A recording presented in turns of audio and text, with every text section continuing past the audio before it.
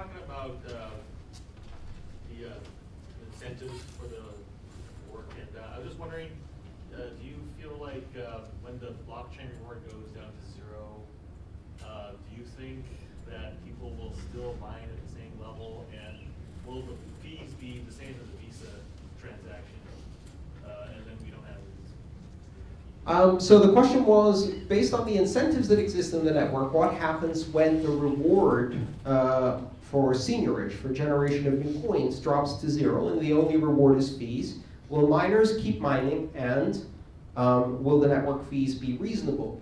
First of all, just to give you some perspective, this happens gradually between now and 2141.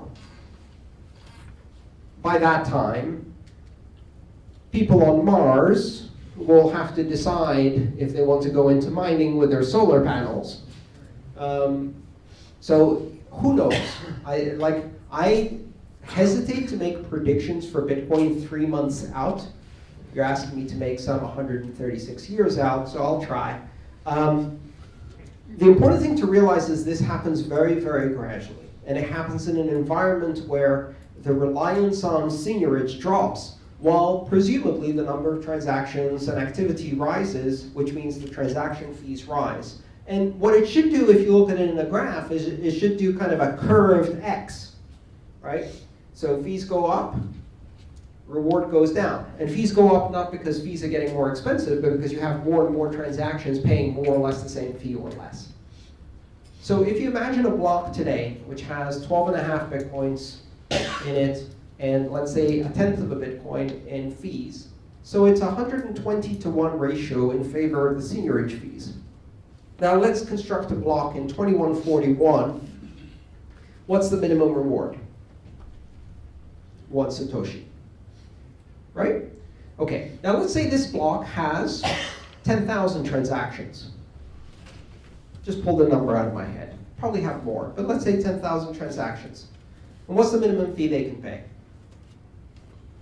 1 Satoshi, right? So if you just had the minimum issuance and the minimum fees, you'd have 10,000 Satoshis in fees and 1 Satoshi in seniorage. So now the ratio of seniorage to fees went from 120-to-1 to 1 to 10,000. And this didn't happen overnight. This happened over 140 years in a gradual curve. Somewhere in there's a crossover point. That crossover point is the day it's 1-to-1. Where now miners know that for the future they're going to focus more on fees. And that happens way before you get to 2141. So I'm not worried, because it's not going to be a surprise. This is the same kind of question that happened with the halving. What will happen when the halving happens? Well, we see this coming 4 years in advance. Everyone's prepared for it. This is part of living in a deterministic currency, is we don't have to wait until the Friday spokesperson from the Federal Reserve Open Committee meeting to come out and tell us what our interest rate is. Mining doesn't stop. Will the fees be the same as Visa? If they are, we have failed badly.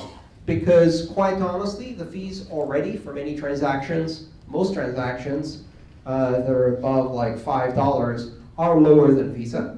And we're getting better at optimization. If we introduce things like Lightning Network and other layer 2 technologies, if we increase the block size and do all of the other optimization and scaling things, we can do Visa.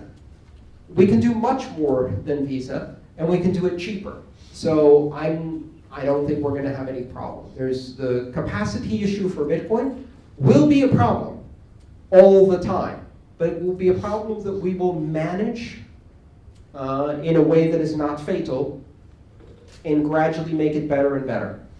So failing to scale gracefully for 25 years, that's the goal.